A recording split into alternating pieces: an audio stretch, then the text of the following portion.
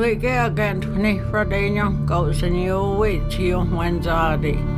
Tadina Gray Randa against the Guadina Gon Yadi.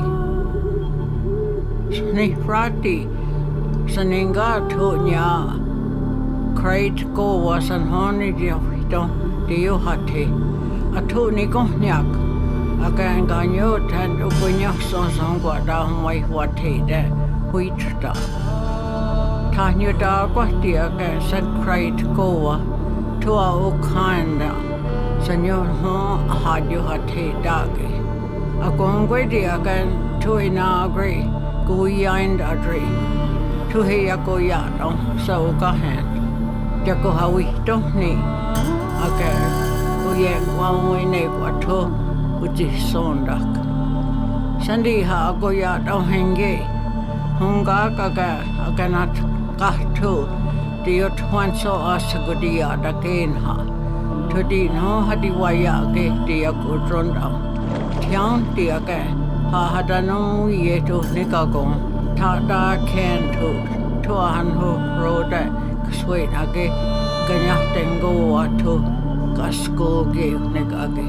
Scanon di ton dai dronda ganhiage daiade. Ganyo di toaje dronda sweet again and ganyatengoa. Dia got kohenge age gutrano da geni.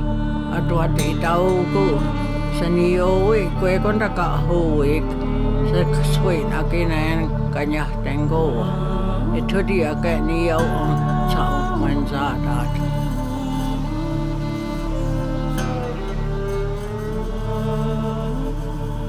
Sky Woman, our grandmother, as we know her, gave birth to a daughter, the mother of Haudenosaunee life as we know it today.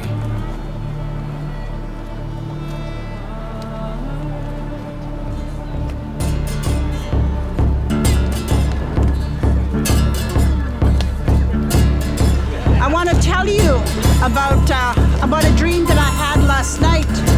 What prompted me to come here.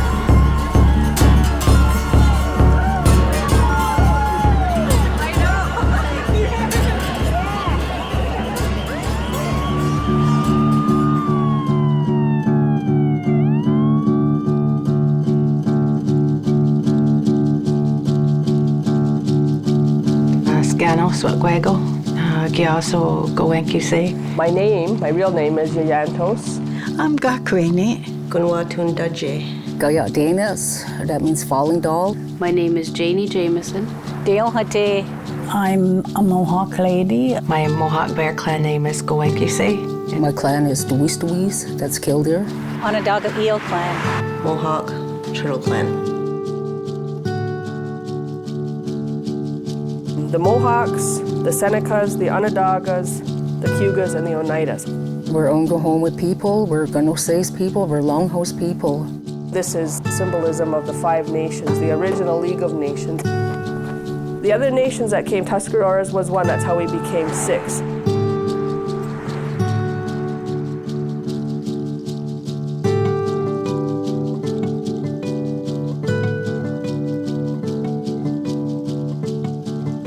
I was born here in the village of Ashwegan.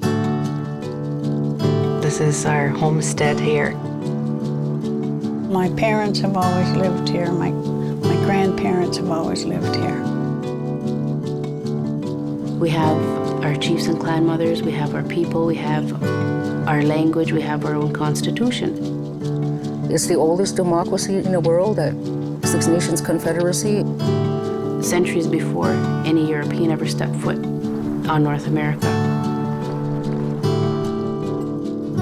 The Haldimand Deed is a deed that granted 6 miles on both sides of the Grand River from its mouth to its source that we were to enjoy forever. We've settled not just here on this 9x12 piece of land that we have now. We lived at different places up along the river. A lot of people believe that Six Nations Reserve 40 and 40B is our territory. And the reality is our Our territory is vast. And so here we sit today, caught in the middle of one of the biggest lands issues that Canada's seen for a very long time.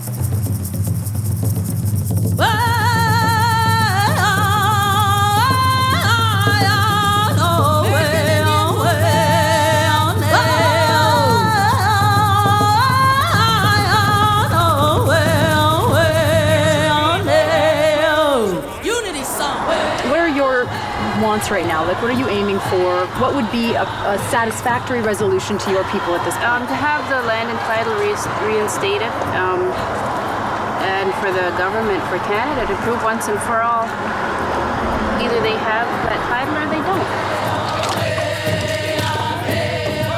It's all over a piece of land in southwestern Ontario, land given to the Iroquois in the 18th century as a British thank you for helping them fight the Americans.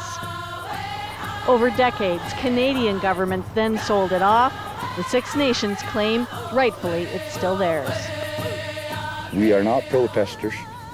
We are Haudenosaunee. This is our land, we know it. In the end, I want this land back to the Six Nations where it belongs. There's no other solution that is going to clear us out of here. We'll be squatters, just like all the Europeans that came over to this country and took our land in the first place.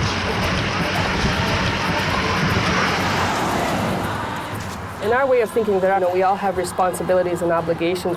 The women's role, is to preserve for the future, and when decisions are made with respect to anything, a lot of people look to the women for that guidance, and that's what happened here, and why things are so different now is because the women have taken an active role. It was started by women. It was started and supported by clan mothers. Why we're here is because of the land. When we saw this last little piece of land close to where we live, and it's only land, a little bit of land that surrounds us that we can now take for ours, we had no choice but to come in because they were building a housing project, I'm going to call it, because our ancestors looked after us as well as they did. I decided that I would do the same to protect down to we're taught the 7th generation for phases to come. Where was they going to live? They should enjoy what we've enjoyed at the very least.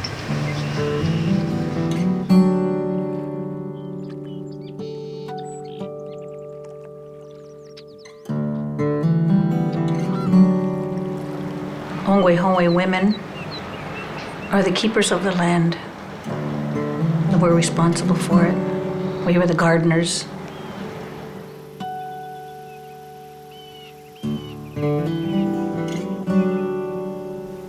First of all, being a woman, we have a responsibility to our children, the future generations. We're like Mother Earth. We're part of it. Mother Earth gives birth. We give birth, and we were trusted with that duty. Mohawk, Mother Earth, is also a woman, so that would make sense in that we're title holders to the land, eh? They say title holders. They use that word. I don't really like that word because title was a British term in land holding. It's more that as women we looked after the land, we took care of the land. There was never any concept of ownership. Part of that is ensuring that we haven't covered the earth in cement and townhouses and parking lots, and that we've protected the waters, and that the connection with the earth is the same as a connection with everything else in creation because we're all one. Like, without a doubt in our society, anything to do with life falls on the women's shoulders, whether it's plant life, animal life, human life. It's always up to the women to nurture that in any way, shape, or form that they can. So if there's a threat to that, it's up to the women to decide, like if there needs to be anything done to protect the families from that threat.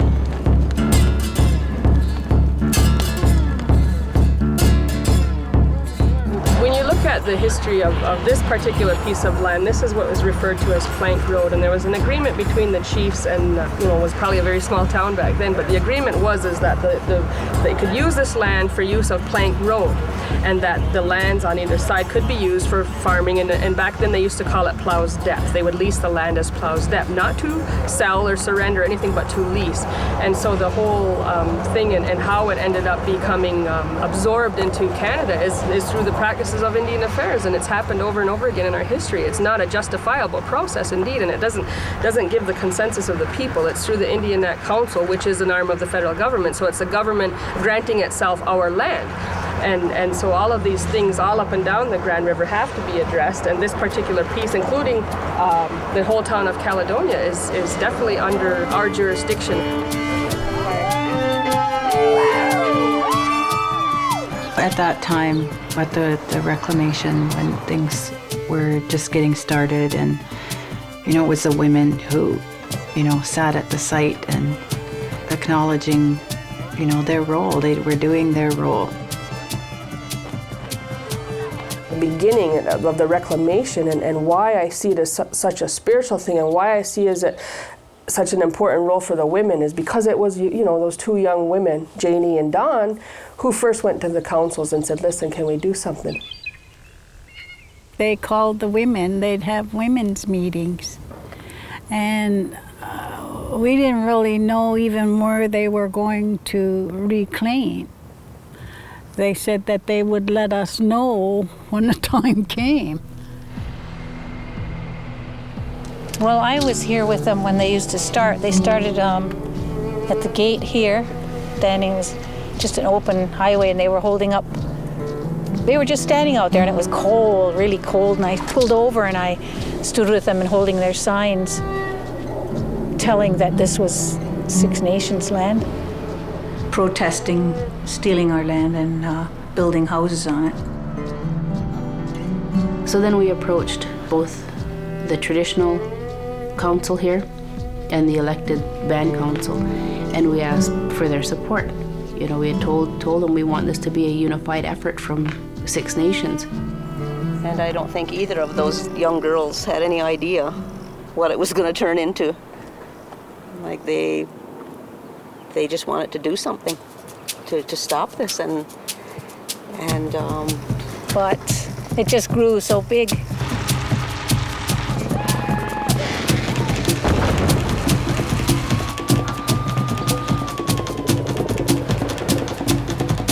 And the clan mothers themselves standing with the people was a very key and important issue, because they set the ground rules of how it was going to happen. We're going to do this according to our law. We're going to do it with peace. There are going to be no weapons. These are the rules that we're going to set in place.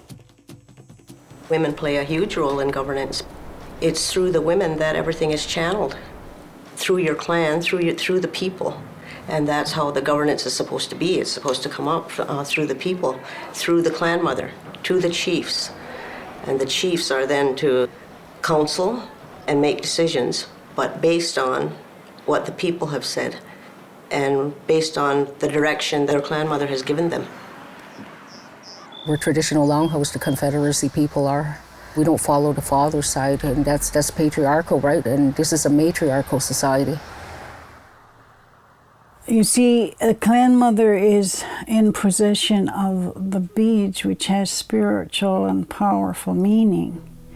And they're handed down as a clan mother passes away. Ever since I was little, I've always known that the title was in our family. It's not like you were taught and all prepared for this. It's like you had to go out there and learn it yourself, and you had to seek the people to learn it from. Nobody would come and teach you. You had to take the initiative, and it was your responsibility to find out what you had to do and what your responsibilities were. My role is simply to mother them, to be there, to listen.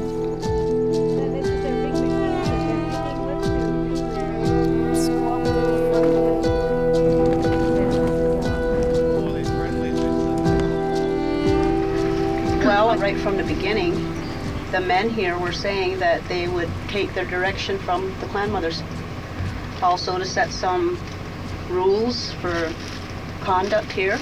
And when they're here, they're dealing with all kinds of issues, things that come up here that somebody has to make a decision about.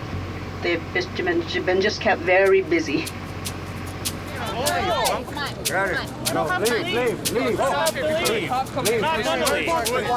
The witch is out. Fall back.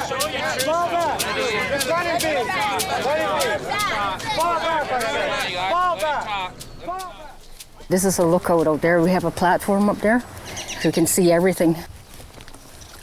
My role here is defending the people. I'm one of the few women that does security here. A long time ago, a lot of people don't know this part of history, that there were women warriors. When the men were away on a hunting trip, and if the village came under attack, they had to defend their family, right? The women did. We're peaceful people. We can settle this peacefully. But I'm telling you that if somebody threatens us, we're going to defend ourselves. We're not afraid of anyone. I pray to Sagwaidiso that I don't have to pick up a weapon and disobey my clan mother-in-chief. But if I have to, I will. What are you asking for right now? What are you going to be asking the federal government on the 23rd and 24th? Can you comment on that, please? Security. I need security up here. No alcohol allowed on the premises, sir. See, that's what we're afraid of. It's been months. How long do you think this is going to continue going on? And how long are your people prepared to be here? Well, we've already survived bitter colds of winter, so we know that's not a problem. And we're here for as long as it takes, and we don't know how long that is right now. Has your resolve been broken at all by any of these? No. My focus has never changed, and it never will.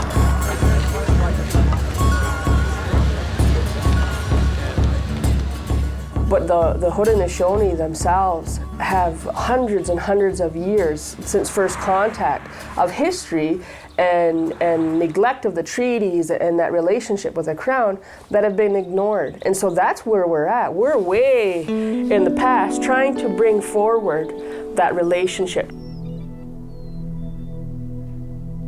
This river is of significance to our people.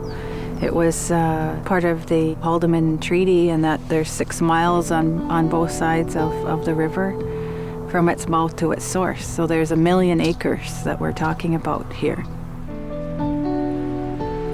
We never gave up anything. You know, there were leases, there were agreements made, and the towns that were created along the Grand River, you know, that were leased towns, all of a sudden they became cities, and there was, like, everything just seemed to be wiped out. You know, where was the accounting of all of those leases from government? How did that happen without our consent? You know, and how is all the developments that is occurring today where there's contested land claims, where there's contested land rights? You know, how are they able to develop along this Grand River still without consulting with our people?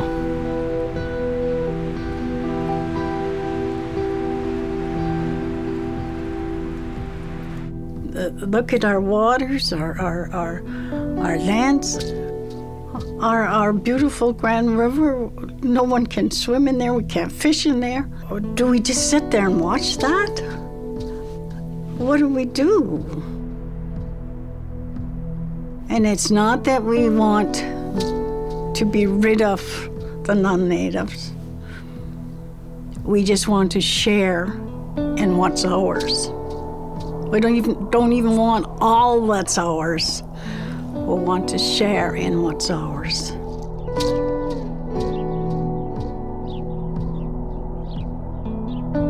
You know, we should be richer than the Trump man for rents overdue. And here we have people here that don't have running water and inside bathrooms yet. I don't think that anyone should expect us not to fight on. We're trying to protect the lands and territories and the environment for our future. We have nowhere else to go. This is it.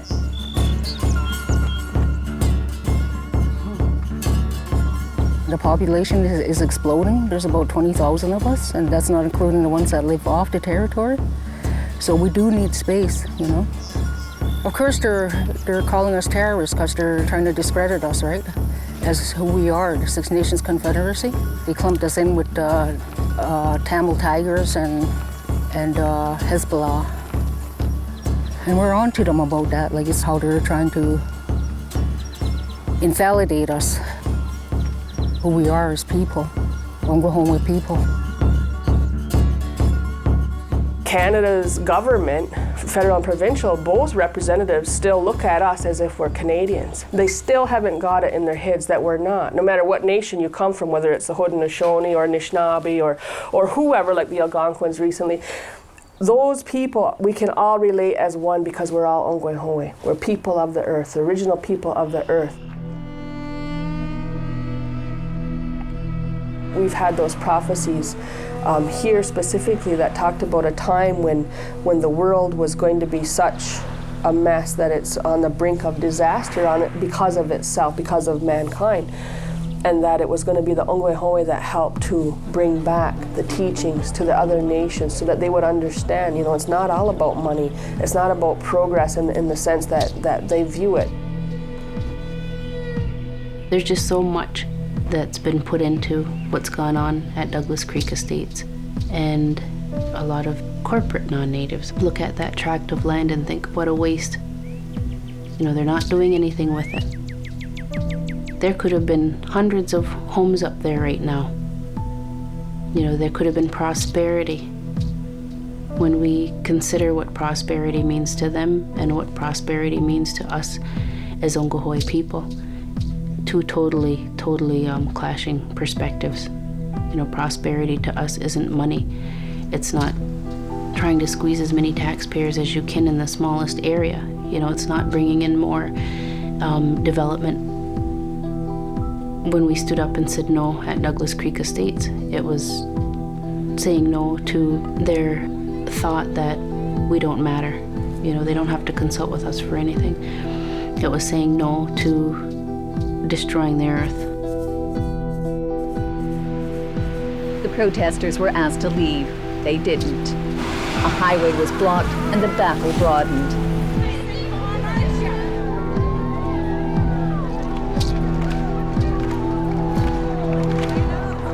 It was the clan mothers that were at the site that made the decision to stay there when the chiefs had ordered people to leave. And Carol and I were two of the clan mothers that were there and made that decision. And so that's what kept us there, because if we didn't make that decision, if we had listened to the chiefs at that point, we would have left. You're the one who asked us. We're not here for controversy even. We're here to just reclaim what is ours. I think we were called here. And I believe that's why it has kept us here. The land is in our hearts and in our souls. We're all getting a glimpse of who we should be. We know what we have been, but I think we're realizing that there's more for us to know. We gathered there, and there was some of the clan mothers, and when we gathered at the fire and we talked about things, we just talked at first, but then we all stood and we made that commitment to the Creator that we're going to do whatever it takes. You know, we're here to do what you've put us on this earth to do as women, as protectors of the future of our kids, and that to me was when things really started to move.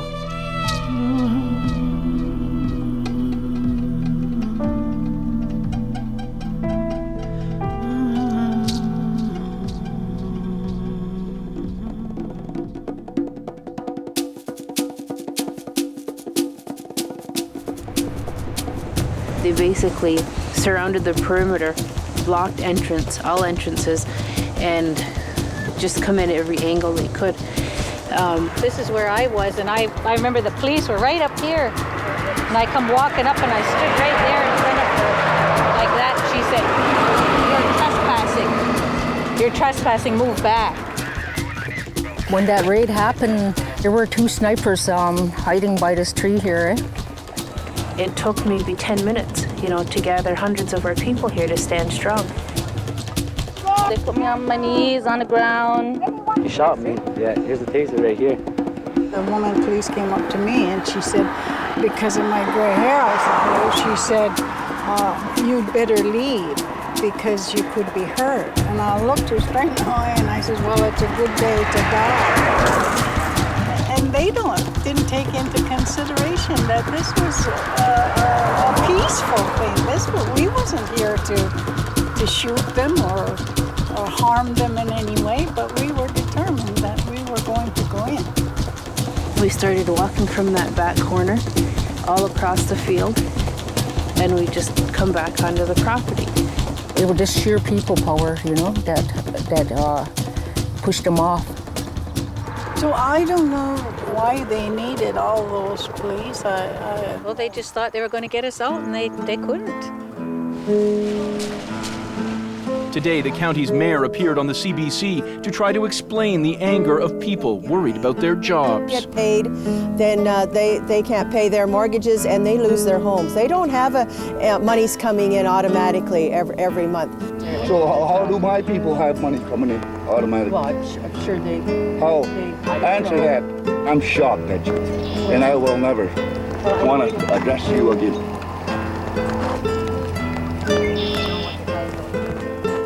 At the barricades, ugly exchanges between natives and nearby town residents. A community divided. The biggest thing that I would like, and a lot of the residents would like, is law and order.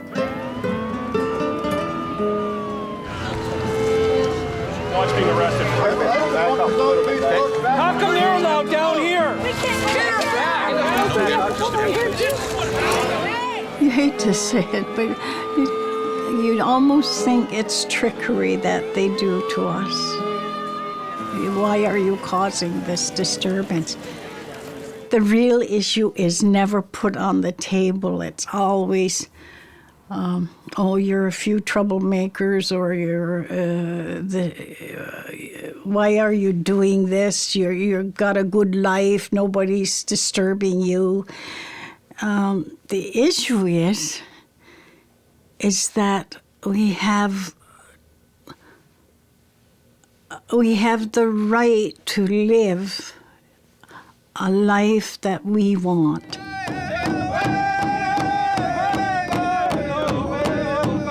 Ottawa said the land was purchased. Native leaders said, and still say, the land was leased, and no one's been paying rent. They've been taking the lease money and using that for too long now. Any historical document we've seen has always maintained this land was for lease only. Janie, it goes against who we are. Janie, I just want to ask, did these protesters act with the sanction of Six Nations leadership or not? Yes, we do.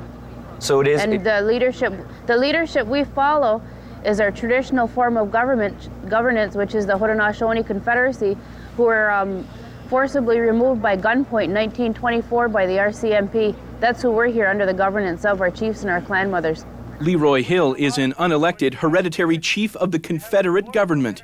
He says he is one of the true leaders of the Six Nations Reserve, which brings us to the next big confrontation.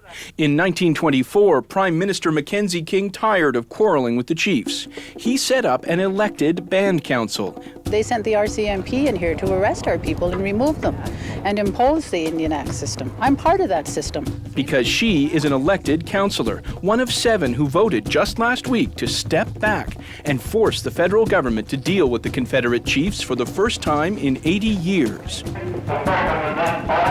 The chiefs have tried to force the issue themselves. Here in 1959, Ottawa responded again with the Mounties and with force. I was up at the front of the council house when my brothers were sitting behind me. We knew the RCMP were coming, And we were all in there. The people were in the seats, and the chiefs were up at the front, and people were all, fighting back, sort of. And like the reclamation, it wasn't a fearful thing. It was a determined thing.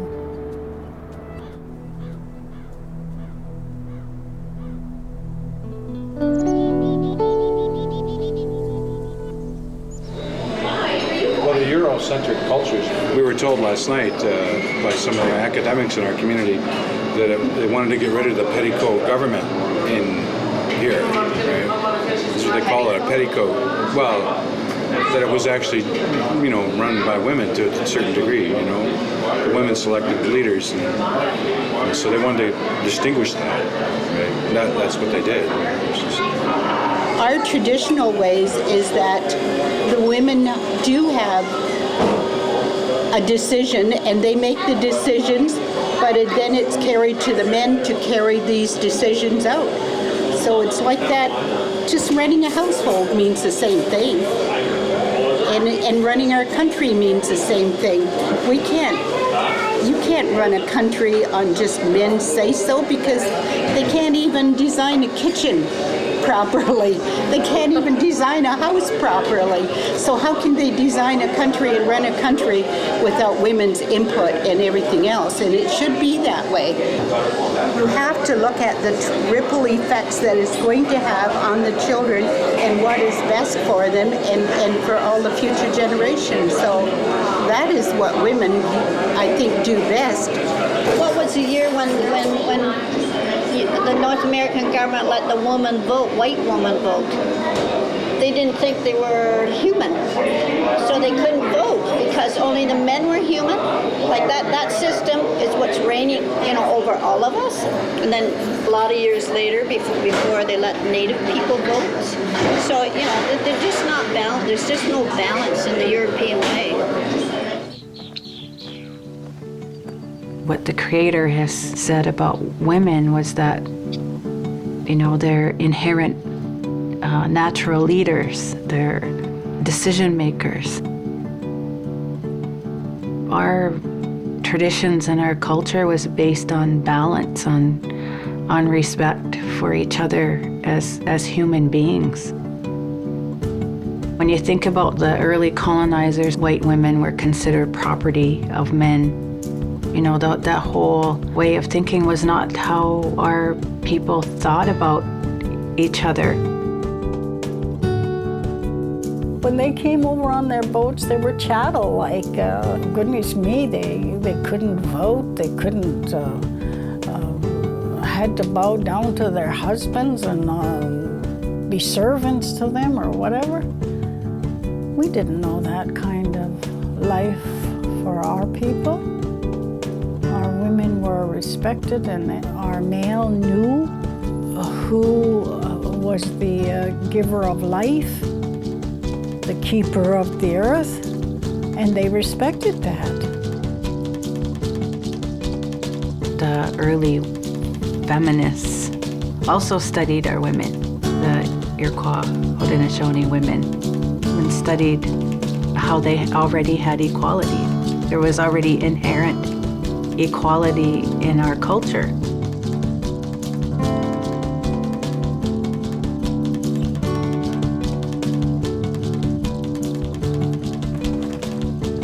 Women play many roles in our society. When you consider the way our houses were structured, it was all based on the women's family, like a matriarchal society. The Indian Act tears that apart totally and completely by basing everything on the men. I studied this. I studied how they created the Indian Act. We're going to decide who an Indian is. And an Indian is a man, a woman who is married to that man, and children of that man.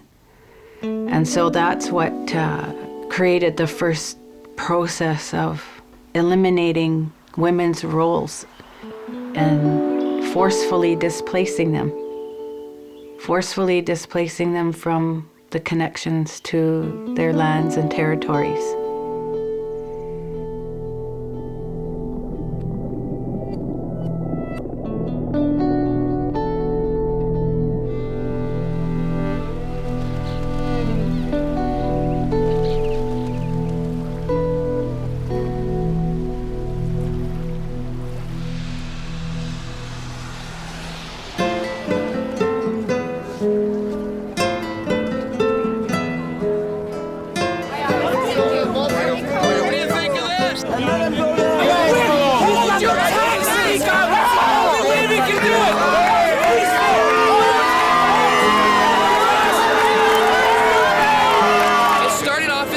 protest, right? When they stand in that land. Not their property, it was hijacked. Tell me what ethnic group that does not have injustice in its history. If the Indians have some kind of a land claim that they claim that they, you know what? Have you actually seen the? Have you actually seen the treaty? My kids came home from school last Thursday, terrified. I did not impose this on my children. I did not speak to them about this issue. They came home terrified of going outside of their own home. Why are we against Canadians? We should be against the Canadian government for not resolving this. If they want to protest Douglas Estates, get on Douglas Estates, get off the highway. These Indians have all said that they're not Canadian. If people are not Canadian, then they're bloody terrorists, okay? Because they're Canadian, they're criminals. All I'm saying is, taking a bulldozer and driving through there isn't going to resolve anything, okay? They're going to come right back.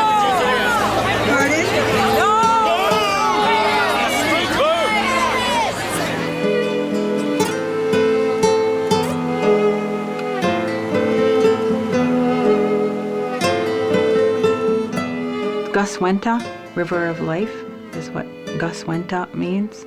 This is the Turo wampum. So this would represent the colonizer's ship, which holds their laws, their culture, their beliefs, their tradition, whatever made them who they are. And we live in our canoe as our laws, our beliefs, our culture, our way of being. And there's 3 white lines, which meant peace, trust, and friendship. And so we live in this river of life together with those values and those principles. It's very basic, but also very powerful because we weren't supposed to cross. We weren't supposed to impose our beliefs, our laws on each other. Under Canadian rule of law, they're arguing that we're not abiding by their rule of law. Because we're protecting our lands and territories, all of a sudden the people who are abiding by our rule of law are now criminalized in their rule of law. So then we're the ones that look like the bad guys in Canadian society because there's no understanding of this history.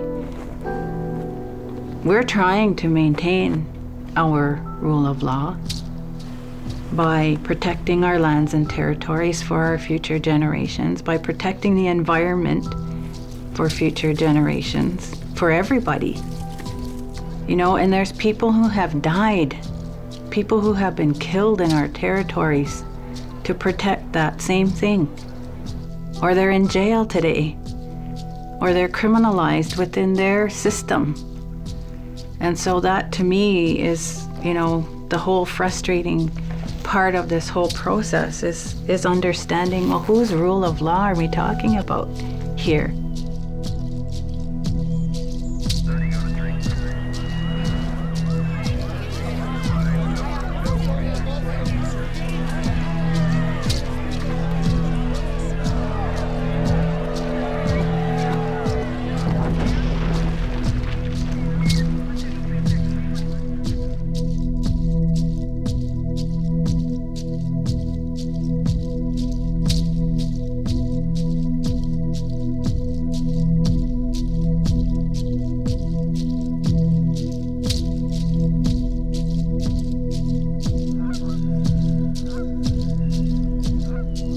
If we didn't take this action here, I don't believe that the government would have recognized Confederacy. So this was a huge step for us. It's historic. So they're at the negotiating tables now and dealing with the federal government and the provincial government on a nation-to-nation basis, the way it should be. I think that when it happened that everybody woke up on this reserve, we woke everybody up. It was an awakening, it really was. And it was really nice to see that awakening in people. I would drive from way up in the other part of the reserve, drive way up there, and there would be the flags flying on this house and that house and this house. And everybody's just all alive with encouragement of taking back our land, standing up for our rights. wasn't just about reclaiming the land. I mean, it was a whole bigger process about revitalizing who we are as a people. It almost seemed like everybody's minds, everybody's hearts and spirit just opened right up. We'll never give up. And maybe it won't be in my lifetime, and maybe not in my children's lifetime, but maybe in my grandchildren's lifetime or the great-grandchildren. We keep it alive and make it right.